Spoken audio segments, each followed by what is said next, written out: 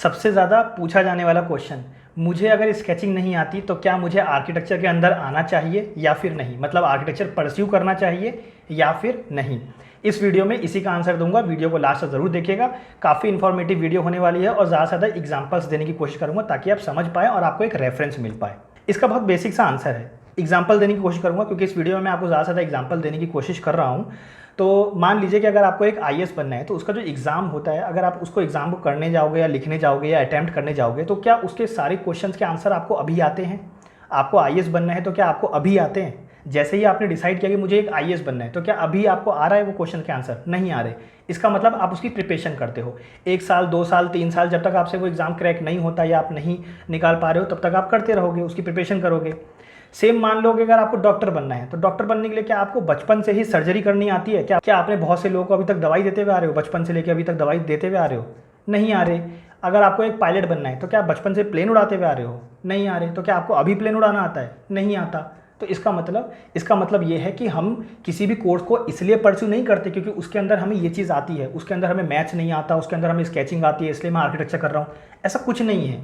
आपको स्केचिंग आती है इसलिए आप आर्किटेक्चर कर रहे हो, ये तो सबसे गलत एक वो कह लो कि एक साइकोलॉजी है कि ये चीज़ मानना या फिलॉसफी जो भी आप कह लो, ठीक है, सबसे गलत स्टेटमेंट है to be very honest.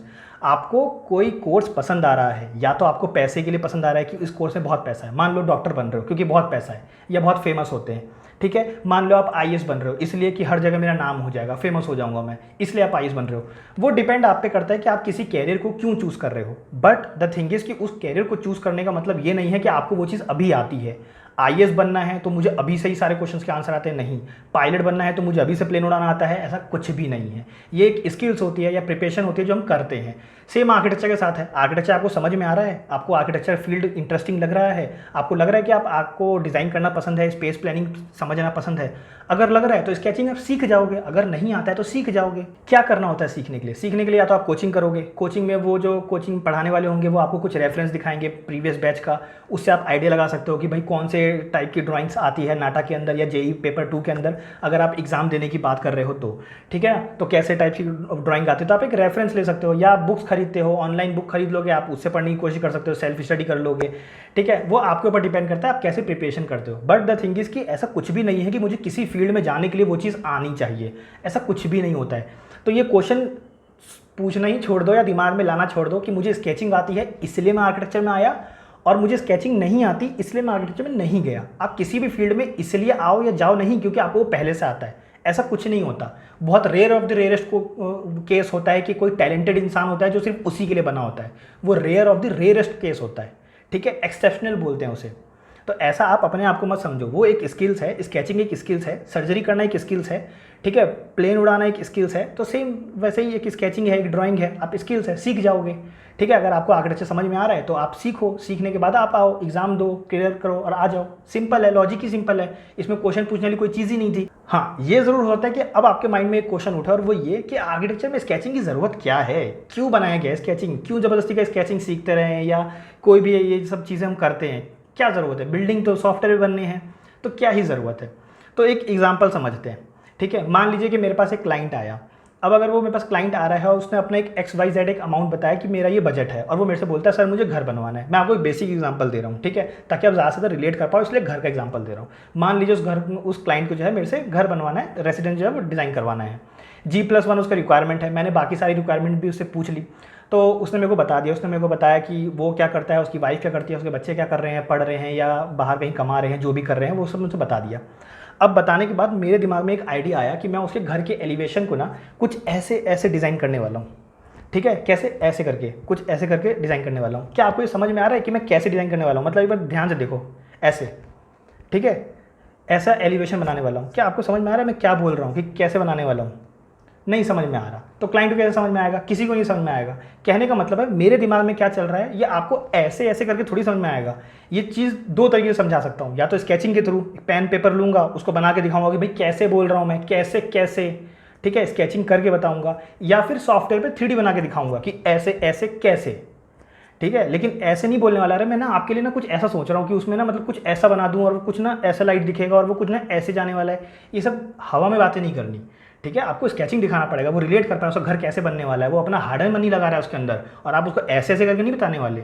Architecture field ऐसा है, और आर्किटेक्ट जो प्रोफेशन है वो एक ऐसा प्रोफेशन है, ठीक है, आर्किटेक्ट जो होते हैं जो उनका जो प्रोफेशन है वो एक ऐसा प्रोफेशन है जिसमें आप अपनी जो दिमाग में जो भी विजुअली जो आप सोच रहे हो या इमेजिन कर रहे हो ना, सामने वाले की रिक्वायरमेंट को समझ के उसको उतार के बताना पड़ता है कैसे। ठीक है, अगर मान लो आपको वही चीज़ क्लाइंट को दिखानी, तो क्लाइंट के लिए आप 3D रेंडर व्यू बनाओगे, 3D रेंडर व्यू जिसमें खूब अच्छे से 3D दिख रहे हैं ताकि वो इंप्रेस हो सके।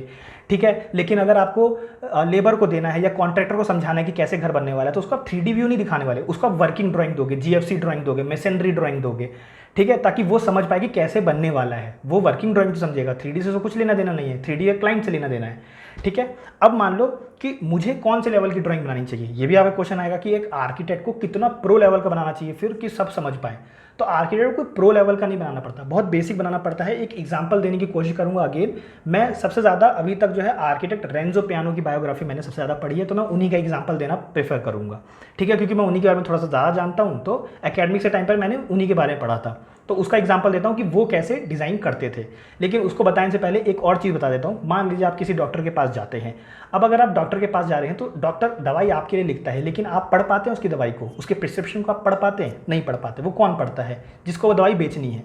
एक वो जो लिख रहा है और दूसरा वो जो बेच रहा है, ये दो ही लोग पढ़ सकते हैं। तीसरा आप बहुत रेयर केस होगा कि आप पढ़ पाएं अगर आप उसकी राइटिंग को समझ पा रहे हैं तो कहने का मतलब है हर चीज़ के लिए अलग अलग होता है। अगर मेरे को क्लाइंट को दिखाना है तो उसको 3D रेंडर व्यू देता हूँ, अगर लेबर को देना है या कॉन्ट्रैक्टर को देना है या साइट पर रिलीज करनी है ड्राइंग तो उसके लिए मैं वर्किंग ड्राइंग देता हूँ। तो हर चीज़ के लिए अलग अलग होता है। सेम ऐसा ही है जब कोई एक आर्किटेक्ट डिजाइन करता है तो आर्किटेक्ट जो भी स्केचिंग करता है ना वो अपने ब्रेन की एक्सरसाइज के लिए करता है। मान लीजिए कभी कभार मेरे को अभी तो फॉर्म ये डिसाइड हो गया कि मेरे को ऐसे ऐसे कुछ करना है। बहुत बार होता है कि मेरे दिमाग में कोई चीज़ नहीं आ रही हो तो पेन और पेंसिल से लेके कुछ प्ले करते हैं। ठीक है ना, मान लो पेंसिल ले लिया, स्केच पे कुछ प्ले करते हैं, फॉर्म बनाने की कोशिश करते हैं, कुछ ऐसा ऐसा किया, कुछ ऐसा शेप बनाने की कोशिश करते हैं, साइड कंटेक्स्ट को देखते हुए, कंसेप्ट को देखते हुए कुछ कंसेप्ट बनाने की कोशिश करते हैं। ठीक है, तो हमें एक्सरसाइज भी करनी होती है। वो चीज़ हम जनरली सॉफ्टवेयर पे नहीं कर पाते। हाँ, टैबलेट पे कर पाओगे, डिजिटल मोड पे कर सकते हो, लेकिन उसमें भी पेंसिल तो आपको चाहिए ही होगी। तो कहने का मतलब है बस बेसिक बेसिक सीखना होता है। तो यहाँ पे मैं कुछ आपको एग्जांपल्स दूंगा जिससे कि आप समझ पाओगे कि कितना बेसिक बनाना होता है और किसको ही समझना होता है। ठीक है, अब आप यहाँ पे मेरे स्क्रीन पे देख सकते हैं, लैपटॉप स्क्रीन पे, कि ये एक आर्किटेक्ट है जिन्होंने, आर्किटेक्ट रेंजो पियानो, जिन्होंने ये स्केच बनाया है। ठीक है, अब क्या ये आपको स्केच बहुत अच्छा दिख रहा है, बहुत डिटेल में दिख रहा है? नहीं दिख रहा है। बहुत सिंपल सा लॉजिक है। अब आप यहाँ पर देख सकते हो सारा खेल ड्राइंग में एक ही चीज़ का होता है, वो है प्रोपोर्शन का। अगर आप नाटा का या जेई का एग्जाम भी देते हो तो उसमें भी लिखा रहता है कि आपको प्रोपोर्शन देखना होता है। जैसे मान लो आप एंड व्यू है, ठीक है, आप एक चींटी बन गए हो और आप दुनिया देख रहे हो तो आपको कैसा दिखेगा व्यू, तो आपको प्रोपोर्शन देखना होता है। अगर आप नॉर्मल ह्यूमन हो, मान लो आप मुझे देख रहे हो, आपको मुझे बनाना है, ठीक है, तो आपको प्रोपोर्शन समझना पड़ेगा कि मेरा जो फेस है वो 1/3 है या फिर पूरे बॉडी का 1/4 है। ऐसा नहीं है कि आप क्या करोगे कि एक बॉडी कितनी हाइट ले ली और जो मेरा फेस है ना उसको एकदम एग्जैक्ट में हाफ बना दिया। ड्राइंग को डिटेल में भी नहीं बनाना है और अनप्रोपोर्शनेट भी नहीं बनाना है। ड्राइंग जो है विदाउट डिटेलिंग हो सकती है, लेकिन प्रोपोर्शन होना उसको जरूरी होता है, उसमें प्रोपोर्शनेट होना चाहिए वो ड्राइंग। सिंपल सा लॉजिक है। जैसे आप यहाँ पर पेड़ देख सकते हो, यहाँ पे ट्री देख रहे हो आप इसमें, ठीक है, ट्री में देख रहे हो ग्रीन साइड बना दिया है, फॉलिएज बना दिया है, ठीक है, ग्रीन ग्रीन, और उस पर जो उसका शाफ्ट होता है, ट्रंक जो होता है वो बना दिया उन्होंने।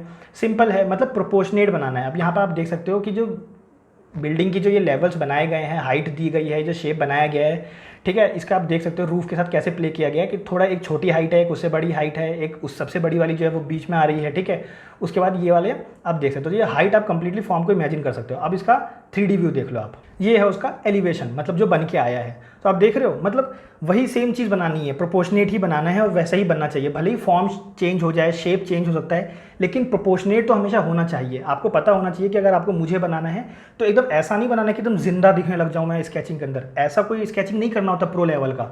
हमें बस इतना करना होता है, प्रोपोर्शनेट होना चाहिए कि मेरा फेस जो है वो इतना ही छोटा होना चाहिए, बॉडी बड़ी होनी चाहिए, हाथ कैसा होना चाहिए वो। भले ही चाहे आप एक सर्कल बना के ही छोड़ दो, ठीक है, कि फेस के लिए एक सर्कल बना दिया, बॉडी के लिए एक बड़ा सर्कल बना दिया, लेकिन प्रोपोर्शनेट होना चाहिए वो, बस इतना सा लॉजिक होता है। तो आप यहाँ पर देख सकते हो उनकी स्केचिंग, ठीक है। उसके बाद आप यहाँ पर देख सकते हो ये साइड प्लान है। साइड प्लान में क्या किया, बस एक रोड जा रहा है, ये सन पाथ है, ये वाटर बॉडी है, तो क्या बहुत ज़्यादा आपको बेस वो दिख रहा है? नहीं, ये वो खुद समझ सकते हैं इस ड्राइंग को। दूसरा वो जिससे 3D बनाने वाला है वो समझेगा, जो इसका रास्टर करने वाला है या जो इसका ड्राफ्टिंग करने वाला है वो समझेगा। डेट्स इट, इतना ही समझाना होता है, इतना ही बनाना होता है, मैं कोई हाई डिटेल में नहीं जाना होता। लेकिन एज ए स्टूडेंट आपको सबसे पहले इतना भी बनाने के लिए ना समझना पड़ता है। इसके कुछ बेसिक प्रिंसिपल्स होते हैं, कुछ एलिमेंट्स होते हैं, वो आपको समझने पड़ते हैं स्केचिंग के, ठीक है। बस वो चीज़ समझ समझनी है, उसके बाद बेसिक ही बनाते हो अल्टीमेटली, बहुत प्रो लेवल का नहीं बनाना होता। तो जो हम ये आंसर देते हैं ना कि मुझे स्केचिंग आती है इसलिए मैं आर्किटेक्चर फील्ड में आया हूँ, तो इतनी इंपॉर्टेंस नहीं है, बस हमें समझना है, या तो खुद की एक्सरसाइज के लिए या क्लाइंट को समझाने के लिए। साथ आप ये देखते हुए चलिए कि ये कुछ इसके स्केचेस हैं जो आर्किटेक्ट रेंजो पियानो नहीं बनाए हैं। देखिए क्या ही है इसमें, बहुत बेसिक बनाया गया है खुद को समझने के लिए। तो यहाँ पे आप क्लाइंट को कुछ इस टाइप के दिखा सकते हो। तो इसमें क्या ही है, एक 3D व्यू बनाया है जिसमें कि बीच में एक मासिंग कटआउट दे रखा है, ठीक है। साथ में आप देख रहे हो कुछ लेवल्स के साथ प्ले किया गया है आगे पीछे। तो या तो आप ये बनाओगे या 3D दिखाओगे, ठीक है। क्लाइंट को ज़्यादा आपको डिटेल दिख रही है इसके अंदर, किसी भी ड्राइंग्स में आपको डिटेलिंग दिख रही है, डिटेलिंग नहीं है, बस प्रोपोर्शनेट बनाया गया कि कैसा लेवल दिखने वाला है, कितनी हाइट का दिखेगा, कैसे रोड जाएगी, बस बेसिक।